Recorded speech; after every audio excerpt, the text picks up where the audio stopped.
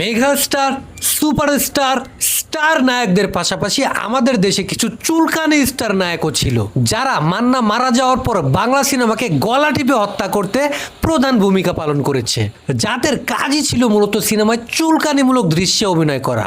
ছোটবেলায় অনেক সময় বাবা মার সাথে রুবেলের অ্যাকশন দেখার জন্য তার সিনেমা দেখতাম। হঠাৎ করে মাঝখান দিয়ে এই চুলকানি নায়করা এসে উল্টা পাল্টা দৃশ্য দেখিয়ে সিনেমার মেরে দিত। পরবর্তীতে সেই সিনেমা আর দেখতে পারতাম না। তো ভাই লোক, আজকে আমি বাংলা সিনেমার এমন কিছু কুখ্যাত চুলকানি স্টার নায়কদেরকে নিয়ে কথা বলবো, যারা ছিল বাংলা সিনেমার অশ্লীল কাটপিস জগতের মগা স্টার। আর তাদের সবচেয়ে ডিমান্ডিং নায়িকা ছিল 1000 লিটার বুড়িওয়ালা নায়িকা ময়ূরী। তো কি অবস্থা, আমি সজীব, আর আপনারা দেখছেন সজীবের ডাইরেক্ট পয়েন্ট। আর আজকের পয়েন্ট হলো the king of cut piece cinema. Number 5, পিচ্চি সোহেল। বাংলা সিনেমা পাড়ায় তাকে পিচ্চি সোহেল বা লুচ্চা সোহেল বলে ডাকা হতো। তার জীবনে সে প্রায় 250 সিনেমায় অভিনয় করলেও এখন পর্যন্ত তার লাইফে এমন একটা সিনেমা নাই যে সিনেমাটা পরিবার নিয়ে দেখা যায়। আর সেই সময় ডিরেক্টর, প্রডিউসাররা তাকে নিতই মূলত এইসব চুলকানিমূলক দৃশ্যে অভিনয় করার জন্য। কারণ একজন এ গ্রেডের নায়ক কখনোই এইসব সিনেমায় বা এইসব দৃশ্যে অভিনয় করবে না। অ্যাকচুয়ালি তাকে কোনো সিনেমায় দেখলেই আমার মেজাজ গরম হয়ে যেত। এখন আবার সে এফডিসিতে এসে বলছে শাকিব খান যেন তাকে নিয়ে কাজ করে। সোহেল, কথা বলবে না, পাশের রুমে কিন্তু বাবা মা ঘুমিয়ে আছে। নাম্বার 4, অমিত হাসান। কেরিয়ারের শুরুর দিকে একটা লম্বা সময় ভালো ভালো সিনেমায় অভিনয় করা অমিত হাসান শুধুমাত্র ইন্ডাস্ট্রিতে টিকে থাকার জন্য অশ্লীলতার সময়টাতেও বাকি চুলকানি মগা স্টারদের সাথে গা ভাসিয়েছিল বা হাত মিলিয়েছিল।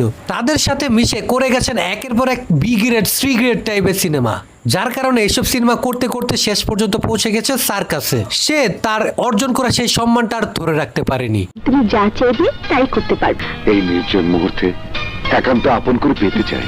নাম্বার 3, শামীম আলম, যে এক সময় সিনেমায় লাগিয়ে তো চুলকানির মলম। শুরুর দিকে কিছু ভালো ভালো সিনেমায় অভিনয় করলেও সিনেমা পারে অশ্লীলতা ঢুকায় বড় বড় নায়করা পেছনে পড়ে গেলেন। কিন্তু তিনি হয়ে উঠেছিলেন এইসব অশ্লীল সিনেমার অন্যতম ডিমান্ডিং নায়ক। এই লোকটা আসলে ভালো অভিনয় জানতেন, কিন্তু সেই সময়টাতে আসলে এইসব নায়কদেরকে সাইড নায়কের কথা বলে নিয়ে ভালো একটা অ্যামাউন্টের টাকা দিত এবং এইসব চুলকানিমূলক দৃশ্যে অভিনয় করাতে। যদিও একটা সময় এসে উনি ভালো হয়ে গিয়েছিলেন এবং এসব সিনেমা বাদ দিয়ে ব্যবসার কাজে মনোযোগও দিয়েছিলেন। যে পিপাসায় তুমি কাতরাচ্ছ তা আজ দুজনের জীবন থেকে ধার নিয়ে শেষ করার রাত। নাম্বার 2, মেহেদি, যাকে অনেকে গোসলখানার নায়কও বলে। জানি আপনাদের আমার মতোই অনেকটা ছোটবেলার কথা মনে পড়ে গেছে, যখন আমরা রুবেলের অ্যাকশন দেখার জন্য তার সিনেমা দেখতাম। বলতে পারেন তার অ্যাকশনের ভক্ত ছিলাম। সেই সময়টাতে সাইড নায়ক হিসেবে নেওয়া হতো এই মেহেদিকে, যে কিনা ভালো একটা সিনেমার মাঝখানে ঢুকে হঠাৎ করে এসব চুলকানিমূলক দৃশ্য বা কর্মকাণ্ড শুরু করে দিত। আপনি জানলে অবাক হবেন, এই মেহেদি ছোটবেলায় শিশু শিল্পী হিসেবে দুর্দান্ত কিছু সিনেমায় অভিনয় করেছিল। বলতে পারেন সে একজন খুবই ভালো অভিনেতা ছিল, কিন্তু বড় হয়ে অভিনয়ের দিকে নজর না দিয়ে এইসব থার্ড ক্লাস সিনেমায় অভিনয় করা শুরু করে, যা খুবই দুঃখজনক একটা ব্যাপার। আপনি আর সরি বলে কি করবেন ম্যাডাম, এই চোখের দৃষ্টি আমার জন্ম থেকে নেই। Number 1, Alexander. বাংলা সিনেমার সবচেয়ে অভাগা নায়ক বলবো তাকে। সে তার সিনেমা ক্যারিয়ারটা শুরু করেছিল রুবেলের সাথে একটি অসাধারণ অ্যাকশন সিনেমা দিয়ে, যে সিনেমা সে রুবেলের সাথে মিশে হ্যান্ড টু হ্যান্ড অসাধারণ অ্যাকশন সিকোয়েন্স করেছিল। তারপরে কিছু ভালো ভালো সিনেমা দিয়ে বাংলা ইন্ডাস্ট্রিতে একটি অসাধারণ ইমেজও বানিয়েছিল। বলতে পারেন সেই সময়টাতে সে থাকতো 1 নাম্বার নায়ক, আর তার সাথে শাকিব খান থাকতো একজন সাইড নায়ক হিসেবে। কিন্তু সে তার সেই ইমেজটাকে ধরে না রেখে বেছে নিয়েছিল এসব বস্তি মার্কা সিনেমাকে।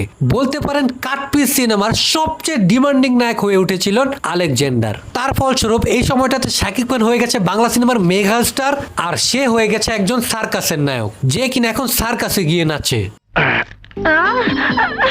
আপনি আমার ড্রেস খুলে ফেলেছেন।